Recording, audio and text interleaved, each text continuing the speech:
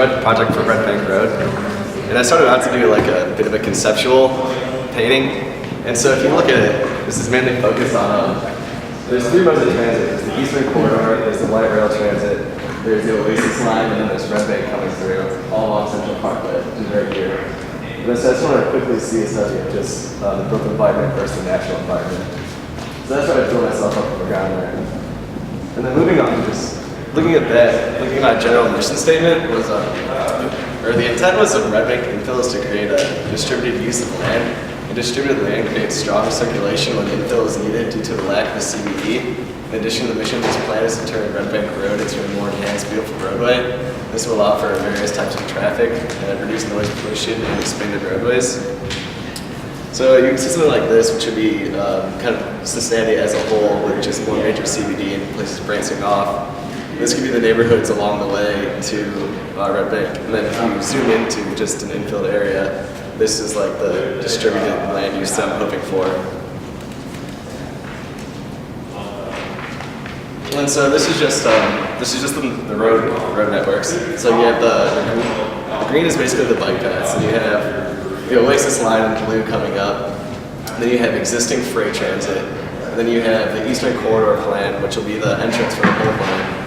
And that is still the line for the future. And for the Eastern Corridor plan, if this was to scale, it would be like way over here. And they don't know if they're going to do the top or bottom purpose of that plan, the thing towards the bottom, but this will be the main intersection. And then of course you have Wasson Way coming down.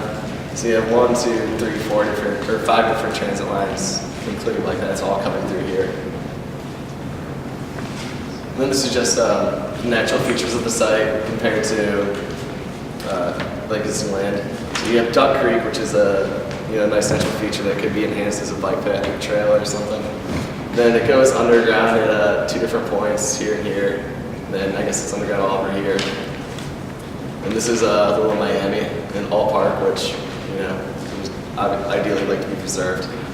So you can see how there's 2 similar kind of medium density neighborhoods based on street network up top, and then this massive interchange of multi-modal roads. And this is my overall framework. So starting at the top, there's 3 different sections. There's a residential section, there's a business section, and then there's a retail section. And so if we start with the focus, Wasson Way, which is the focus for all the programs, there's 4 different bridge spots. There's a bridge here, there's a bridge here, there's a bridge here, and there's a bridge here. And then these 4 come down, and this is the hub of where Wasson Way will have their main hub. So this is an Alt Park, it won't be too attractive, but these 2 bridges right here have potential to be a great focus of Wasson Way. And if you look at the site, one of those 2 bridges is probably one of the largest drops along Wasson Way. So there's another team that is focusing strictly on building that bridge. And then there's so there's 3 teams in this site. Mine for the infill. There's a team focusing strictly on the design of the hub. There's a team focusing on strictly the trails, and then a team strictly for the bridges. So I'm planning on the infill. And so I decided for the residential section of this part is to match the existing density from across the street. So it continues this neighborhood basically into this tiny little pocket park, bounded by Duck Creek. And then so there's 4 buildings at 3 stories, then 1 larger building at 2 stories. And then if you come down, this is basically a meeting center, 1 large meeting center building. And so it's broken up into the largest part is 1 story, then there's a 2-story section, and a smaller 3rd-story section. And the reason I felt this was important figure is because if you look at the overall area, there's housing here, and there's housing here, and then this whole area is industrial, and this main area is industrial. So this segment of part of land could be a way for these people to display their products, in sort of a smaller scale exposition center, sort of meeting center. Then you follow this down, you follow Red Bank down along the trails, and then there's 1 strip of land here, which is 2 commercial buildings, that could be 1 building, with a plaza in the middle, depending on what you really want to do. And then this site protected by the EPA, and this site right here is be preserved as a green natural park because the elevation in there is so unstable. The topography it varies so often that the land might not be stable enough to put long-term buildings there. Plus, if you want to get connectivity to there, you would have to basically have a foot or bike trail because this existing building right here, it's blocking too much, and then all this is too much varying topography. So you're going to get the Wasson line coming up here along the western side of this industrial building. And then you have these natural freight lines that are continuing to be used, and the Wasson should come up through. And the eastern corridor comes down here, and then will continue way to below the site, and then Wasson Way, and then Red Bank. Then bike trails. And this will be just a 3D example of Red Bank transformation. Red Bank is currently, it varies from 2 lanes to a 4-lane road. But regardless, if we look at current Red Bank's existence, it's just lanes, and then pretty much just vacant on each side. And so the intent of this would be to create a safer, slower traffic area with 2 bike lanes on each side and pedestrian paths on each side. And then with a very large buffer zone on both sides of the road. Because if you go back and look at the site plan, this has a thick network of trees before the buildings. There's a thick network of trees surrounding this office area to eliminate noise and buffer from the Columbia Parkway. Then since this is an active road line, you would again want a thick buffer of trees no matter where you are to keep it safe, quiet, and visually appealing.